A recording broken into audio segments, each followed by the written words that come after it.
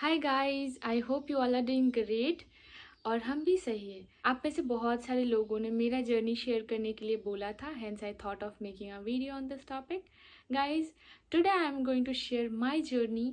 मैंने कैसे कैसे इंटरव्यू दिया, कहाँ से शुरू किया, कहाँ से गाइडेंस लिया, किन किन लोगों से मिला, और was it easy to crack the interview और नॉट। बहुत सारे क्वेश्चंस का आंसर्स मैं देने वाली हूँ इस वीडियो पे, तो वीडियो को एंड तक देखना विदाउट स्किप किए। मैं इस चैनल पे cabin crew related and lifestyle related videos बनाती रहती हूँ। अगर आपको वीडियो पसंद आए तो एक like, share and don't forget to subscribe my channel. Let's start. At first I would like to talk about my journey. Guys, आज से एक साल पहले in the month of April I decided to become a cabin crew for a reason.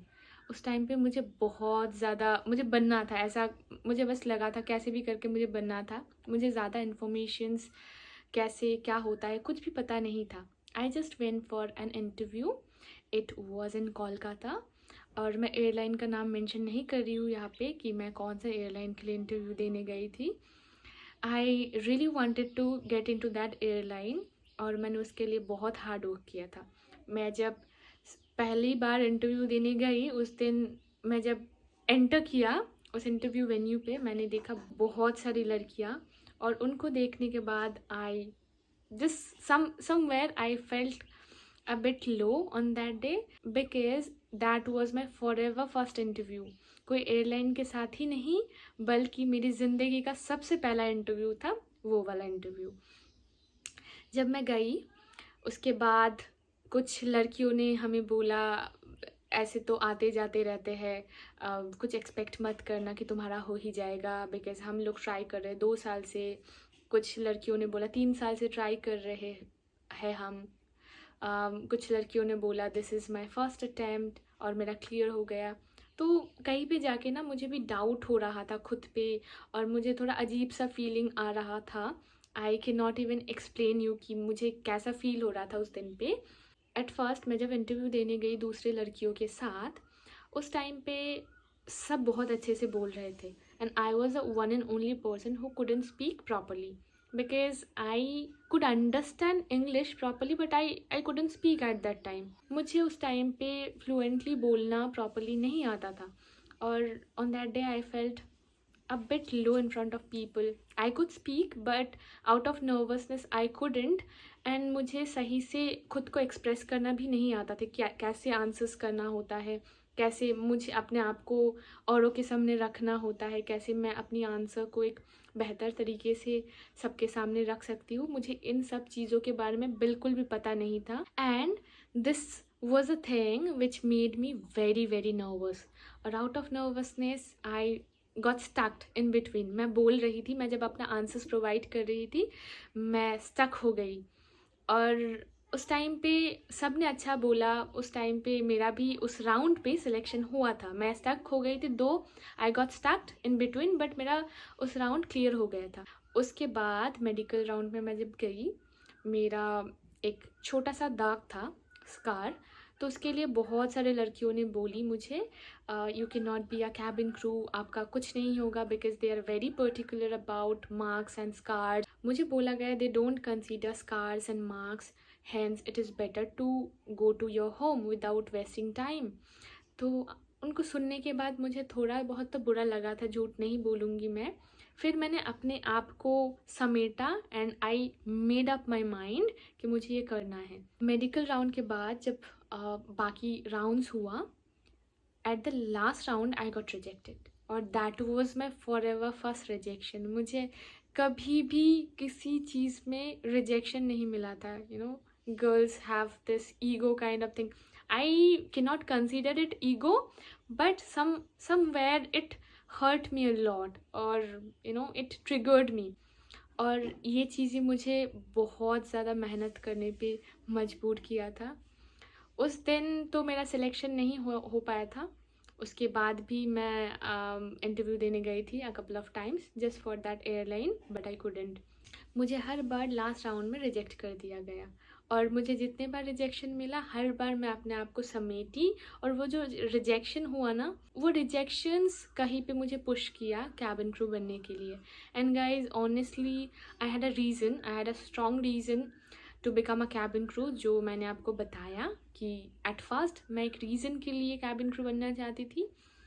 तो वो reason के बारे में अभी मैं डिस्कस नहीं कर रही हूँ, बट वो भी एक कारण था. जैसे मेरा रिजेक्शन हुआ उस दिन पे, और रिजेक्शन के बाद मैं घर आई, बहुत बहुत ज़्यादा बुरा लगा मुझे. मैंने जब देखी लगभग 20-25 लड़कियों का सिलेक्शन हो गया in front of me. I got rejected at the very last round. उस राउंड अगर क्लियर कर देती देन मेरा भी सिलेक्शन हो जाता. ऐसे ऐसे सोचने लग गई मैं. Even I am a person who over thinks a lot. After getting rejected from that airline, when I reached my home, I thought a lot about that incident. What are the mistakes I made during the interview? I just used to count that regularly. Even I couldn't sleep for a day. On the day of my rejection, literally guys, I'm telling you the truth, I couldn't even sleep properly. और luckily मुझे एक friend मिला था जिसका उस दिन पे selection हुआ था. She is really really sweet. And जब उसका सिलेक्शन हुआ, मैं घर आके उसका नंबर मैं लेके आई थी, घर आके उसको कॉल किया. उसके बाद उसने मुझे गाइड किया. पहला मेरा टीचर, पहला मेरा गाइड वही था. उसने मुझे गाइड किया और उसने मुझे बहुत हेल्प किया. उसके अलावा शायद ये जर्नी मेरा जर्नी ही नहीं होता. I am really really thankful to her. उस दिन से शुरू करके every day we use to talk to each other on phone calls. Not only on phone calls but also used to talk to each other via WhatsApp. हम video call भी कभी कभार कर लेते थे. And she is really really sweet. उसने जिस type से मुझे समझाया, I never felt embarrassed in front of her. मुझे जब भी कुछ क्वेरी या डाउट होता था, मैं स्ट्रेट अवे उसके पास ही जाती थी. और वो जो इंसान थी ना, वो बहुत ही अच्छा, बहुत ही स्वीट थी. मैं बार बार बोल रही हूँ because she helped me a lot. उसके अलावा ये शायद पॉसिबल नहीं होता, and I should admit that. तो वहाँ से हमने उसके साथ प्रैक्टिस करना स्टार्ट किया. Then again I went for the interview but I couldn't. I got rejected again at the last round. फिर वहाँ से अगेन मैंने अपने आप को समेटा. फिर मैंने सोचा कि क्यों ना इंडिगो एयरलाइन पे इंटरव्यू दे सकती हूँ मैं. तो हमने इंडिगो एयरलाइन पे गए. जब गए उस टाइम पे नहीं हुआ. फिर जाके हमारा सिलेक्शन हुआ in the month of February, जिस दिन हमने ना सोचा था ना समझा था. Guys actually the thing is, वहाँ पे बहुत रश होता है. Out of 500 girls, 600 girls at the end of the day, they only take 2 girls for the I fly training and 4 to 5 girls. और if you are lucky then you can be the one in the PhD. ऐसे होता है. तो बहुत ही easy तो नहीं होता guys. जो लोग भी बोलते हैं if you are good looking then they would hire you, if you are good at English then they would hire you, this is a myth guys. ऐसा नहीं होता. There are many parameters which are candidate has to fulfil, और उसके बाद ही उसको higher किया जाता है. आपको पता नहीं, वहाँ पे 4-4 राउंड्स होते हैं, कभी कभी 5-5 राउंड्स भी होते हैं, just to check your communication level. Not only your communication level but also your personality, how you tackle problems, how you talk to others, how you express yourself. They check each and everything. और उसके बाद जाके आपको वहाँ पे वो position के लिए हायर किया जाता है. अगर नेक्स्ट टाइम आपसे कोई भी बोले कैबिन क्रू जॉब तो ऐसे ही मिल जाते हैं, कोई मेहनत नहीं करना पड़ता, if you are good looking then they would hire you, तो उनको अच्छे से जवाब देना. मेरे तरफ से भी दे देना अच्छा खासा जवाब. ओके तो ऐसे ही हमारा सिलेक्शन हुआ. और सिलेक्शन होने के बाद हम तो खुश थे, दुखी भी थे. I wanted to get into that airline, और मैंने उसके लिए बहुत हार्ड वर्क किया था बट आई कुडेंट. बट उसके लिए मुझे कोई रिग्रेशन भी नहीं है. आज अगर मैं अपनी माइंड से सोचूं तो जो भी हुआ मेरे साथ अच्छे के लिए ही हुआ. अगर उस टाइम पे सिलेक्शन हो जाता, शायद लाइफ का बहुत चीज़ें मेस्ड अप हो जाता. अभी जाके मैंने वो चीज़ को रियलाइज़ किया. इसीलिए लोग बोलते हैं जो होता है अच्छे के लिए होता है. I strongly believe in this line. और हमने प्रैक्टिस किया रेगुलरली इंग्लिश में. हमने वीडियोस देखा, English videos every day for 30 minutes. फिर हमने लिखना स्टार्ट किया, जैसे हमने अपना प्रीवियस वीडियो पे बताया, हम डेली एक पेज करके लिखते थे जो भी हमारा दिमाग पे आता था उस टाइम पे। It could be about my feelings, it could be about my day, जो कुछ भी उस टाइम पे मेरा दिमाग पे हिट करता था मैं लिखती जाती थी। ऐसे ही हमने अपना इंग्लिश इम्प्रूव किया और ऐसे ही हमने कैबिन क्रू का इंटरव्यू क्लियर किया। गाइज, आप भी अगर मन से चाहते हो कोई चीज़ तो ज़रूर आप कर सकते हो। For that you have to put hard work, और वो भी रिलीजियस हार्ड वर्क।